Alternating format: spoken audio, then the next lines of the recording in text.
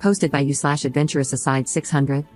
My fiancé has the biggest heart. He would literally give you the shirt, pants, and hat off his body if you ask for it. He's a recovering people pleaser, and I understand because I also used to be a people pleaser. We've been together for over 5 years. A few months ago, I started noticing his best friend making some not so nice comments towards me. I'm trying to be vague, but let's just say this friend is the type to figure out who in the room would be most affected by being picked on, and then he picks and picks and picks on them until they can't take it anymore. Nobody ever really holds him accountable for this, and unfortunately, I have somehow become his favorite target. I tried to put up with these comments, but they started getting really elaborate. The friend would make up lies about me, claiming I said things I never did. He once called me in front of all our friends, my fiancé included, just to yell, "You're a bad friend," into the phone and then hung up. There's so much more to it that I can't share because I'm trying to remain somewhat anonymous. It started affecting me in my mental health, and I ended up having a full breakdown where I told my fiancé how much this was all starting to hurt me. The first time I broke down over this, my fiancé said he would talk to his friend about messing with me less.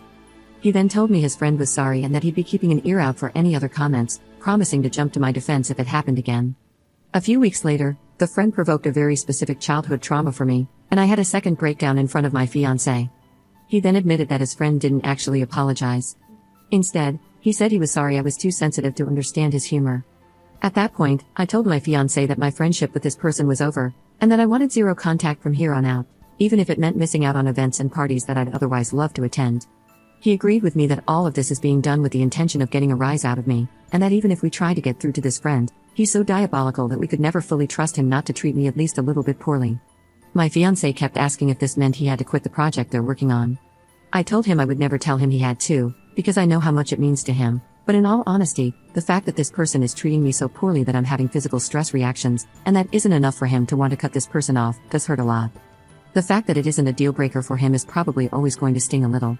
He's not confrontational at all, and I always knew that, but it's not about confrontation. It's about standing in my corner, and I can't spend the rest of my life with someone who isn't in my corner. This friend is getting married to my best friend in a few months, and we're both supposed to be in the wedding, but I really have no clue how to handle it. I get a literal knot in my stomach anytime his name is even mentioned now. I've seen this friend one time since all of this came to a head, and he was so over the top nice to me that it came off as arrogant. I had the second breakdown a few days afterward, because I realized I might spend the rest of my life on edge and on guard anytime this person is even somewhat in my vicinity, even if they aren't actively messing with me. I don't know how to come to terms with the fact that my fiancé was willing to lie to me on his crappy friend's behalf, but he's not willing to stand in my corner against him. I think it'll always hurt. This guy was supposed to be the best man in our wedding, and as a result, we haven't been talking much about wedding plans. I think if my fiancé is still planning on having this friend in our wedding, I may have to call it off for my own sanity, and that sucks so bad. This is eating me alive. I love my fiancé so much. I love his big heart and the way he loves with all of it. But he loves some truly wretched people, and I don't know if he'll enforce any boundaries with those people before the lack of boundaries becomes too much for me to handle. I'm just hurt and hurting. I just want whatever outcome to play out so I can stop feeling so guilty and awful all the time. Update 1 month later. Never thought I'd actually update this account out of sheer embarrassment, but I wanted to share this for those who encouraged me to put myself first. I want you all to know my partner absolutely came through and protected me in this. We spent all the time since my last post up until last week communicating, trying to find a resolution, and walking through how it got this bad. He took a lot of accountability for that. This is not a case of me giving in. He fully understands that this only got so bad because it was never handled correctly, and he had a major hand in that. There were so many more layers to this than a Reddit post ever could have conveyed. The bottom line is that we are closer than ever, and after a lot of talking, we decided on my partner sending a firm but not unkind message to his friend, explaining the behaviors, explaining that they were hurting his partner, and that it needed to stop. He offered to write up the first draft, and we could go over it together to perfect it. Reddit, please know that the first draft my partner wrote was so spot on, exactly what I needed to read, that it instantly shifted us into us versus the problem mode after we'd been stuck butting heads for weeks. He laid everything out so clearly and in ways we hadn't discussed before, so I know it came from him.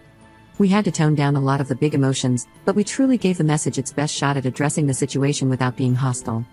We knew the response would be bad no matter what, but I don't think anything could have prepared us for what happened.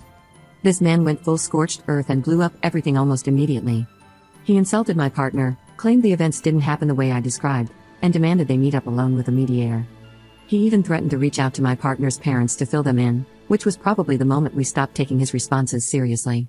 We're all almost in our 30s, and he threatened it not just once, but twice.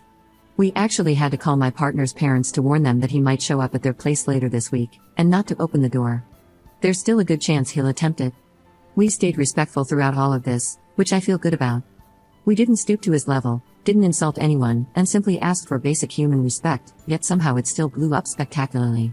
In the end, both of us received a massive wall of text from my, now ex, best friend, fully backing up her man and telling her side of the story, which is so insanely far from what actually happened that all I can do is laugh.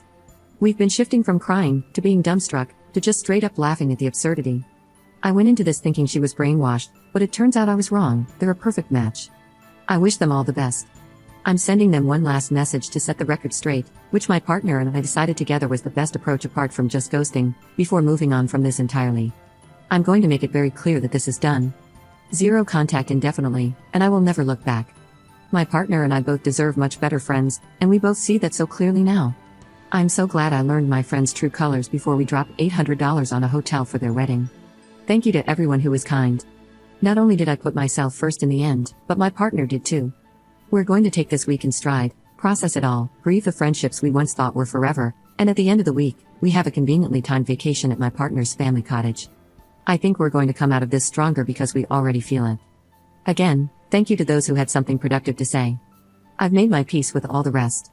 I guess if the guy does something else outlandish, maybe I'll update, but for now, this chapter is closed, and I'm so ready for it to start collecting dust. Commenter. I'm extremely sorry this all happened, but I'm also happy that your partner gave you his full support here. As for the ex-best friend, I've seen this before, and I'll bring it up just in case it's needed. Sometimes victims of abusive manipulators end up seemingly doing a 180 to their normal behavior and supporting their abusers against everyone else. This doesn't mean they are evil themselves, but rather that they have been brainwashed. Your fiancé had you to talk to and explain how crappy his ex-best friend is. Your friend has no one close enough, apart from spending 24 hours per day with the psycho, and you don't know what crap he's feeding her, with the end goal of cutting her off from any loving friends, so that she only has him, and he can abuse her freely. I'm obviously not saying this is 100% the case here, just throwing it out for your consideration. Ops response. You know, I definitely went into this thinking exactly what you just laid out. But I refuse to set myself on fire to keep her warm, and the things she said in her message about my partner are irredeemable. She can never be a part of our lives again after what was said, out of respect for me and my partner, even if any part of me wanted to hold out hope for her. I hope this is a wake-up call for her, but it won't be me on the other line.